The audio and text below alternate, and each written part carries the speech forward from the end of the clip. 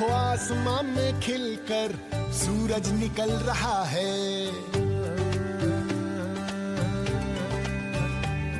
देखो आसमां में खिलकर सूरज निकल रहा है। देश का परचम अब ऊंचा उड़ रहा है। बरसों का अंधेरा रोशन हो रहा है। गरीब की रसोई से धुआं हट रहा है।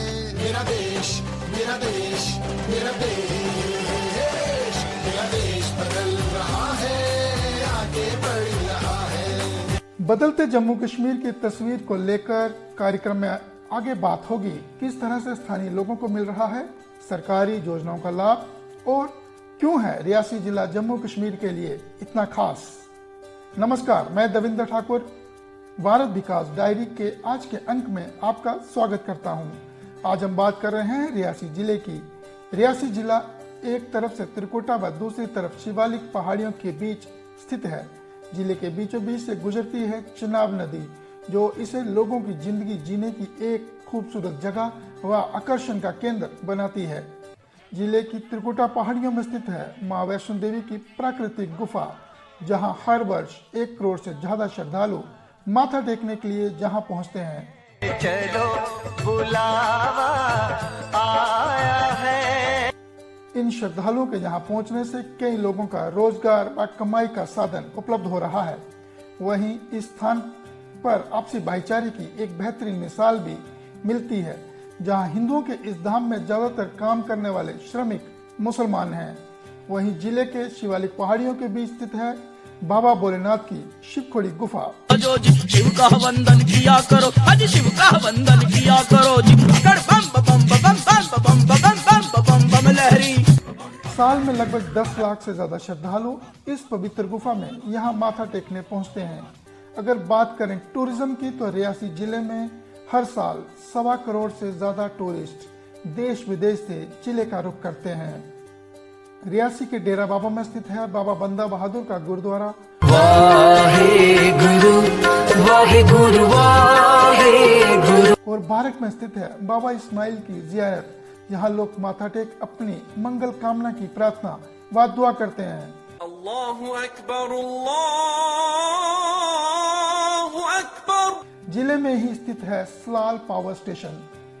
690 मेगावाट की क्षमता वाला ये स्टेशन उत्तर भारत में दी जाने वाली बिजली सप्लाई में अपनी भागीदारी निभाता है।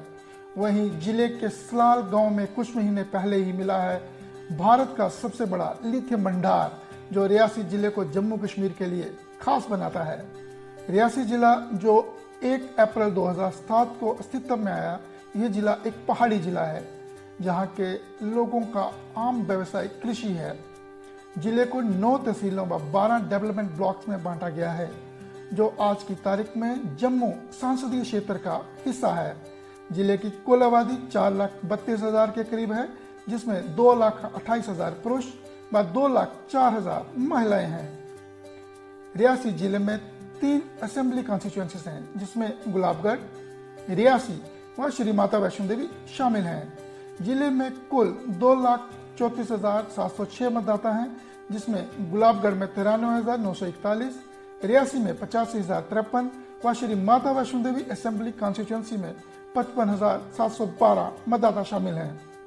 पिछली हदबंदी के बाद रियासी जिले के 95 पोलिंग स्टेशन को उधमपुर व रामबन से जोड़ा गया है, जिसमें 53 पोलिंग स्टेशन, जिसमें 29,261 मतदाता रामबन के साथ, वहीं 42 पोलिंग स्टेशन, जिसमें 22,597 मतदाताओं को उधमपुर से जोड़ा गया है। पिछले लोकसभा चुनाव में रियासी जिला उधमपुर संसदीय क्षेत्र का हिस्सा था।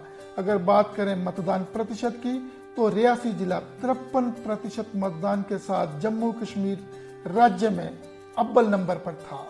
अब बात करें विकास की, तो जिले का रियासी ब्लॉक जम्मू कश्मीर में पहला ऐसा ब्लॉक था जो खुले में शौच से मुक्त हुआ था, और जिसकी सराहना माननीय प्रधानमंत्री श्री नरेंद्र मोदी जी ने की। आप भी सुनिए क्या कहना था माननीय प्रधानमंत्री जी का। स्वच्छ भारत अभियान के संदर्भ में जम्मू कश्मीर का रियासी ब्लॉक, मुझे बताया गया कि Reasi block open defecation free, खुले में शौच से मुक्त हुआ है। मैं रियासी ब्लॉक के सभी नागरिकों को, वहां के प्रशासकों को उत्तम उदाहरण दिया है। इसके लिए सबको मैं बधाई देता हूं। और मुझे बताया गया कि इस पूरी मूवमेंट को सबसे ज्यादा लीड किया है जम्मू कश्मीर के उस इलाके की महिलाओं ने। उन्होंने इस जागरूकता फैलाने के लिए खुद ने मशाल यात्राएं निकाली, घर घर गली गली जाकर के लोगों को उन्होंने प्रेरित किया। उन माँ बहनों को भी मैं हृदय से अभिनंदन करता हूं, वहां बैठे हुए प्रशासकों का अभिनंदन करता हूं, जिन्होंने जम्मू कश्मीर की धरती पर एक ब्लॉक को ओपन डेफिकेशन फ्री बना करके एक उत्तम शुरुआत की है। वहीं बक्कल गांव को कोड़ी से जोड़ने के लिए दुनिया का सबसे ऊंचा रेल पुल बनकर तैयार है। चिनाब नदी पर बन रहे इस पुल की ऊंचाई 359 मीटर है व इसकी लंबाई 1315 मीटर है, जो इसे दुनिया का सबसे ऊंचा पुल बनाती है। ये पुल इन दिनों टूरिस्ट के लिए एक आकर्षण का केंद्र भी बना हुआ है। वहीं अगर बात हो रही है रेलवे की, तो श्री माता वैष्णो देवी रेलवे स्टेशन उत्तर भारत का पहला ऐसा रेलवे स्टेशन था जहां से वंदे भारत ट्रेन की शुरुआत की गई थी। यकीनन दूसरी वंदे भारत ट्रेन की शुरुआत भी कटरा रेलवे स्टेशन से ही हुई थी और बीते कुछ दिन पहले इस स्टेशन को अमृत स्टेशन की सूची में भी शामिल किया गया है, जहां 48 करोड़ की लागत से स्टेशन का पुनः विकास किया जा रहा है। इस पर प्रधानमंत्री कार्यालय में राज्य मंत्री डॉक्टर जितेंद्र सिंह कहते हैं, कटरा उत्तर भारत का वो पहला स्टेशन था। वंदे भारत प्रारंभ हुई, उससे पहले चंद एक स्टेशन वाराणसी इत्यादि तक ही वंदे भारत सीमित थी। इसी प्रकार कटरा वो पहला रेल स्टेशन उत्तर भारत का जहां दूसरी वंदे भारत भी प्रारंभ हुई। कटरा वो पहला रेल स्टेशन शायद सारे देश में जिसमें आप पहली बार सोलर पावर बैग्ड ऊर्जा की व्यवस्था हुई। उसके बाद कुछ और स्टेशन भी सोलर पर कन्वर्ट हुए और कटरा शायद पहला ऐसा धर्मस्थल, आस्था स्थल का रेल स्टेशन जिसे अमृत स्टेशंस की सूची में आज सम्मिलित किया गया है। और आने वाले समय में जहां एक और उधमपुर एक बड़ा महत्वपूर्ण जंक्शन बनकर के उभरेगा, कटरा रेल स्टेशन अपने में एक आकर्षण का स्थल होगा उन सभी यात्रियों के लिए, पर्यटकों के लिए जो कश्मीर घाटी के शेष भारत से जुड़ने के बाद इसी रास्ते से होकर के अपनी यात्रा करेंगे। और यहाँ पर दुनिया का सबसे ऊंचा रेल का पुल भी इसी स्टेशन के को काफी नजदीक है। जिले में चल रहे अन्य विकास कार्यों की गति के बारे में जिला विकास आयुक्त विशेष पाल महाजन कहते हैं, डाक दिल्ली अमृतसर कटरा एक्सप्रेसवे जिसकी कंस्ट्रक्शन आपने देखी है कि इस वक्त पूर्ण गति से चल रही है, वो श्रद्धालुओं का आना और जाना आसान करेगा। वो श्रद्धालुओं का जो टाइम डिस्टेंस है उसको आसान करेगा। और मुझे पूरी उम्मीद है कि इस नए हाईवे की वजह से, इस नए एक्सप्रेसवे की वजह से श्रद्धालुओं के नंबर में बढ़ोतरी होगी। मैं आपको बताना चाहूँगा कि पीएमजीएसवाई की सड़कें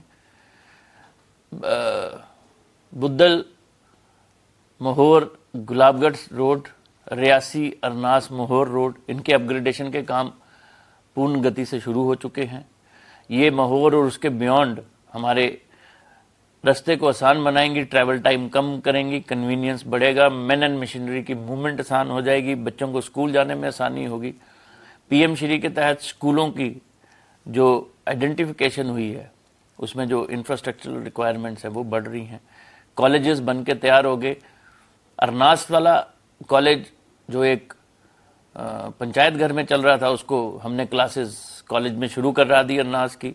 पोनी वाले कॉलेज को हम टारगेट लेके चल रहे हैं कि 31 मार्च तक वहाँ पे भी हमारा क्लासेस जो हैं कॉलेज प्रीमाइसेस में शुरू हो जाएगा। तो मैं ये कहूँगा कि मल्टीपल एक्टिविटीज़ ऑफ डेवलपमेंट चल रही हैं। जेजेएम की स्कीम को ही ले लीजिए, 117 स्कीमें चल रही हैं।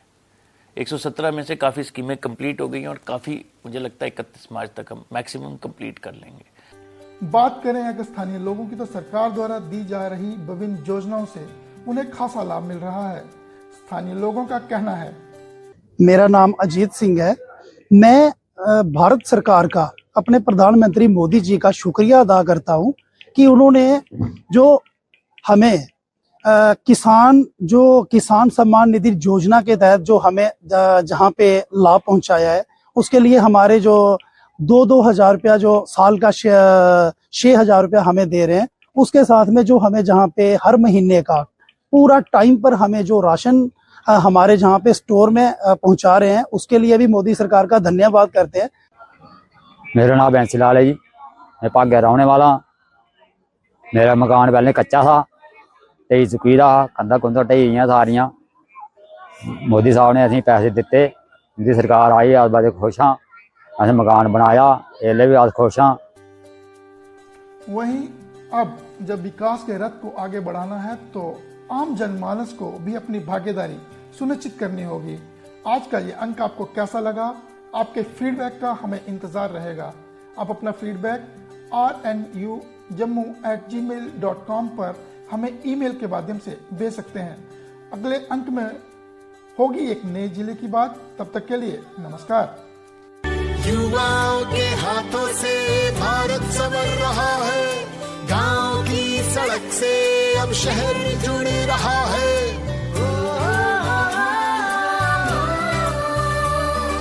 बैंक अब सभी का खाता खोल रहा है, रेल का सफर अब मन को भा रहा है। हुनर के हौसले से रोजगार बढ़ रहा है। मेरा देश, मेरा देश, मेरा देश।